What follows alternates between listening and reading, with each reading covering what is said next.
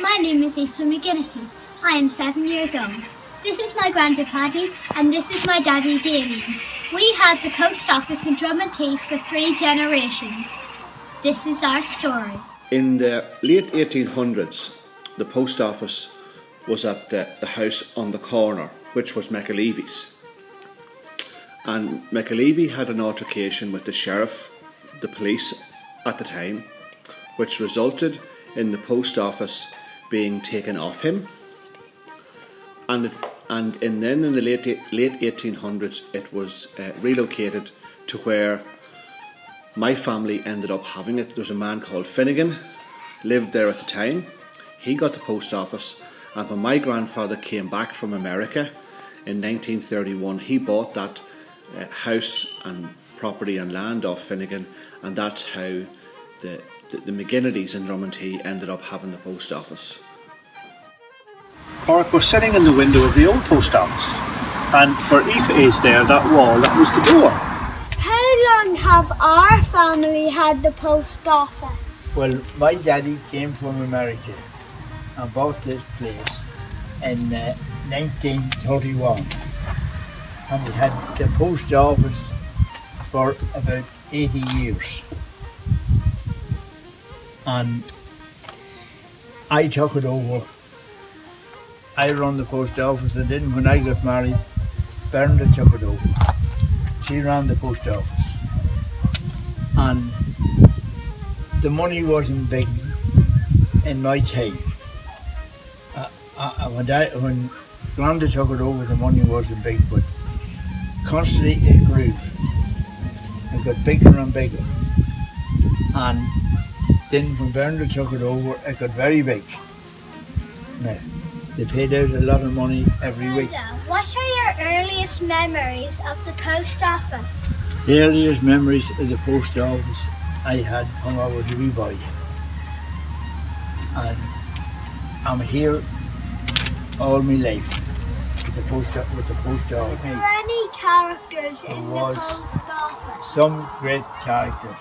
There was a man called Paddy McShane that lived up on the mountain, and he would tell us ghost stories. And then there was another man, the jog trainer. He lived over in Broad, and he was an ex-jockey, and he come from Scotland. And he used to come in and sit in our house and tell us all the stories of the day. And we were afraid to go to bed with the ghost stories he was telling. And there was another man way up from the mountain called Only McShane, and he was a great man at telling stories. And we would be afraid to go to bed at night. All that people had to do that time was go to one another's house, and it was who could tell the best story. It was all made up, and then they started believing it. Daddy, what do you remember as a child in the post office? The post office being really busy. Loads and loads of people coming for their money. Posting letters. Particularly at Christmas time, it was really busy. People who from Drummondtee and Jonesborough who lived in America or in Australia or Canada. But it changed a lot. What changed when you took over the post office? Well, Granny Burnett, who ran it for years and years, had loads of big paper ledgers, and everything had to be written down, and all the counting was done on either on paper or on a calculator. But then we got a computer system. But now we have lots more parcels because of the internet shopping, and we now do a lot more banking. Post office is now practically a bank, which it wasn't when Granny was running the post office. So there's been big changes. Daddy, why do we not have a post office anymore? Good question, Paul. The post office decided a few years ago that our post office was a post office all by itself. We had no shop, and the post office now wants all of the post offices in shops. So that's why the post office closed here and it moved into a shop in the next village in Jonesborough. Granda, you often told us as children that this is where Michael J. Murphy wrote his first book. Where did you see him with his typewriter? I seen him. Oh, and I'll show you, children. This is it over here. There.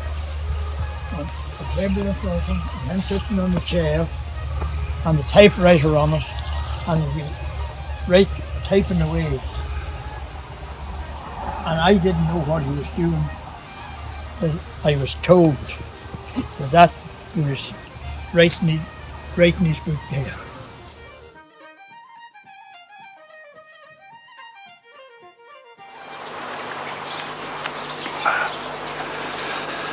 Well, that's the house we came to when we came to Ireland in March 1922, and it was night time. And young teenagers and young people, boys and girls, came in and helped my mother to clean up the house and whitewash it. And when all was done, they took in a melodeon, what they called a box, and handed it to my mother. And I was as surprised as anyone could be, because she could play it.